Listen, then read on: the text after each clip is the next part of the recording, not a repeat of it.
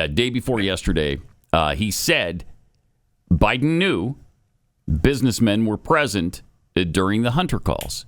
Here's what he said. Cut number one. Biden and the sitting vice president knew that there were Hunter's business associates in the room. Mm-hmm. Yeah, I think I can definitively say at particular dinners or meetings, he knew there were business associates, and or if I was there, I was a business associate too. So I think, or if any of the other colleagues from the D.C. office or the New York office were there. So yeah, at times there were. From the to be completely clear on the calls. Mm-hmm. I don't know if it was an orchestrated call-in or not. It certainly was powerful, though, because if you're sitting with a foreign business person and you hear the vice president's voice, that's prize enough. I mean, that's pretty impactful stuff. Yeah, you would think so, right? You would think so. It certainly wouldn't hurt your business call, would it? Wait, was that the vice president? Yeah, that is the vice president. How do you know? Well, because he can't pronounce words and he can't put a sentence together. That's how we know. And he talks like this. Okay. That's how we know. That's how we know. Yeah, unmistakable. That's how we know. We showed yesterday a letter that he wrote to Devon. Okay. Thanking him for, hey, sorry I didn't get a chance to talk to you at some meeting. Yeah, here it is. And, hey, sorry I didn't get a chance to talk to you, but I'm glad that you and Hunter are together. Weird. But then I don't know if it's his secretary or himself that typed it up, but they spelled Devon's name wrong. Dear Devon. Oh, with an I instead of an O at the end. So, that's how we know that it's President Biden right there. There you go. He can't even print names correctly. Right. In fact, coming up in a few minutes, we're going to play 20 of the dumbest things he's ever said for you. The top 20 of the dumbest / weirdest / biggest lies / gaffes. It's really hard to categorize are them. They the dumbest? / it's going to be subjective because obviously you could come up with a different numbering system. That's fun, though. It's very fun. It's sad. Yeah, but it's fun. See where you would rank these things. And we'll get to that in just a few minutes. That's awesome. Because I can't wait. Devon Archer also claimed Hunter called Biden to help sell the brand. Well, yeah, that's the deal, right? It's powerful that the vice president is going to show up or be on the phone call. That's the brand, right? Yep. Here he is talking about it. This now, Jillian. This is intriguing to our viewers at home.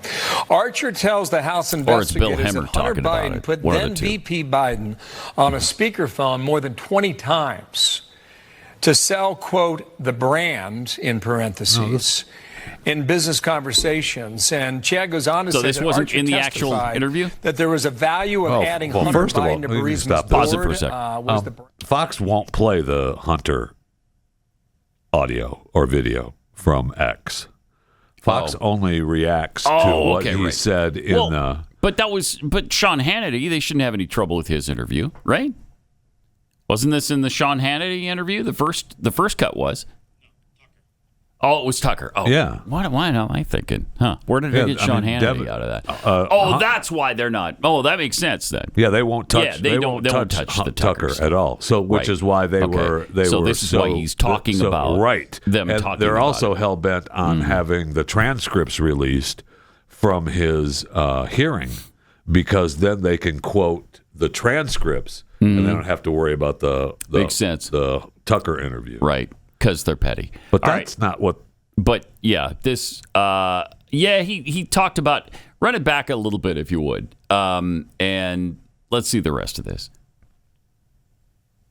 To Burisma's board was the brand. Burisma is the energy company out of Ukraine. The argument was that then Vice President Joe Biden brought the most value to the brand. There's that phrase yet again. Yeah, it is. Archer also stated that Burisma would have gone under if not for the brand.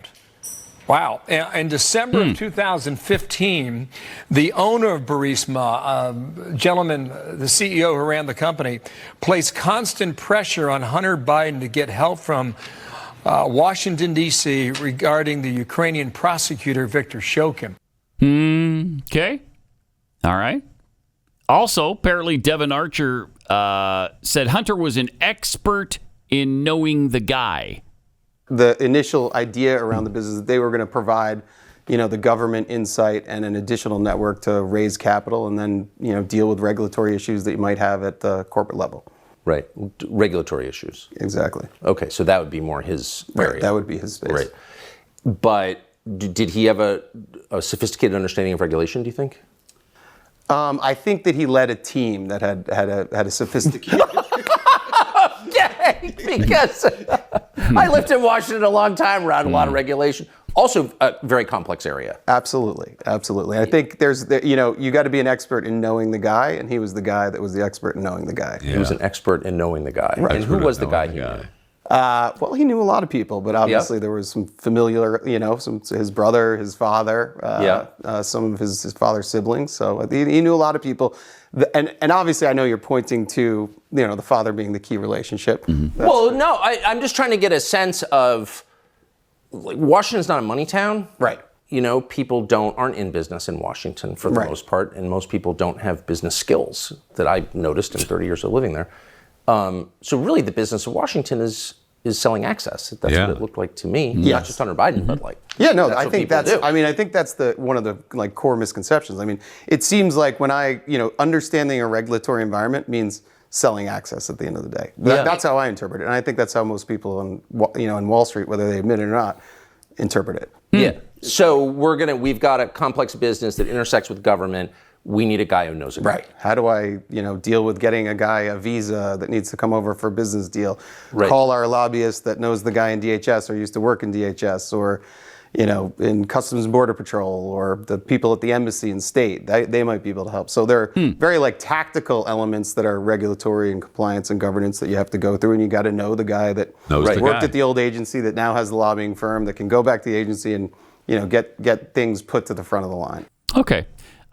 Then he also talked about the letter he got from Joe Biden, which I think we just showed you. We showed you the letter, yeah. Showed you the letter. But Devon talks about it here, right? Here's what he says. We found this letter kind of amazing. It's from January 20th, 2011, which I think puts you in your late 30s, mid to late 30s. Right. Okay, so you're a younger man. This is from the Vice President of the United States, Joe Biden, to you personally, and it's personalized here at the bottom.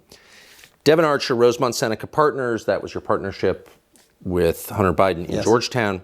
Dear Devon, I apologize for not getting a chance to talk to you at the luncheon yesterday. I was having trouble getting away from hosting President Hu Jintang, who was running China at that point. I hope I get a chance to see you again soon with Hunter. I hope you enjoyed lunch. Thanks for coming. Sincerely, Joseph R. Biden Jr. P.S. Handwritten, happy you guys are together. So there are many levels here. But here's the Vice President of the United States saying to you, a man in his mid-30s, who's not a government official, I'm sorry I was occupied with the guy who runs the world's largest country. I would much rather talk to you and thank you. What was he thanking you for? Well, first of all, it's a lovely letter, and it was... It's quite enthusiastic. It's a little weird, though, right? Yeah, well, it was kind of the beginning of our partnership, and he was thanking me and thanking Hunter, I think, at the end of the day for bringing this idea of this government regulatory strategic advisory business into the private equity world. And I think he was excited about the prospects for Hunter, and, he was just thanking me. I think it was a nice gesture. See, Devon is a friend of Hunter's, and I think he still is a friend of Hunter's. Yes, and I think so too. He's trying to save. And he's soft pedaling this a little bit. He's trying to save his friend Hunter. As much as possible. It's not going to work. And maybe Joe too. He might be trying to look out for him a little bit. Although he's telling the truth, apparently. I don't know. Who knows with any of this stuff? But he also talked about Hunter calling his dad abuse of soft power. You've got a lot of kids. You're close to them. Do you call them on speaker during business meetings? Do I call? I mean, what is that? A grown man calling his dad on a speakerphone during a business meeting? Right. And to be clear, sometimes it was the call was coming in and the speaker would go on. So it's just the president. You have to be. I mean, you understand DC, right? So the power to have that access in that conversation, and it's not in a scheduled conference call, and it's a part of your family. That's like the pinnacle of of power. In It's DC. my dad, the vice 100%. president. I guess I'm pivoting against the lie that I'm hearing people tell with a straight face. Congressman Goldman, for example, that we don't really know what was going on. Really? You're taking a call from the vice president and you put it on speaker. It's not just, hey, Dad, I'm in a meeting with some buddies. God, I can't talk right let now. me put my dad, the vice president, on speaker. Yeah. Right. Yep. In the rear view, it's an abuse of soft power, I'd say. No doubt about that. An abuse of soft power or a soft abuse of power. Something like that. I think he phrased that a little improperly, but still, you get the idea. He was abusing his power. Yes. In a soft way. In a soft way. In a soft way. Okay. That's pretty interesting. It wasn't so soft when he told him either you fire Shokin or you're not getting your $1 billion in aid. Well, I mean, that was not soft. Once he became vice president, I mean, he was a made man then. Yeah. That gave him the juice. For sure. I mean, he was the guy then. And so even just that's the thing, right? It was, look, it's my dad. Mm-hmm. Oh, hold on. Hey, Dad. Oh, is that the vice president of the United States? Yeah, that's my dad. Yeah, he just wanted to tell you that it's raining in Washington, D.C. right now. That's right. It's a little bit humid. The barometric pressure is 31.28 and falling, and he just wanted you to know that. Hey, if you're not coming to town today, don't worry about bringing your umbrella. But if you are coming to town, bring your umbrella because it's raining. Yeah. So, I mean, you're in Ukraine or you're in China, whoever we're talking to right now, I can't keep them. I can't keep track of them. So I don't know that you're on your way here today anyway. But I could give you the extended forecast if you think you need that, or my dad can. That's amazing, isn't it? It's going to be raining heavily if I don't get that suitcase to cover my head. Yeah, right. That suitcase full of cash to cover my head and my bank account. Interesting. Really interesting. I mean, are they going to get away with this? I don't know. It feels, I sure hope in not. the old days, and I clearly live in those days, no way.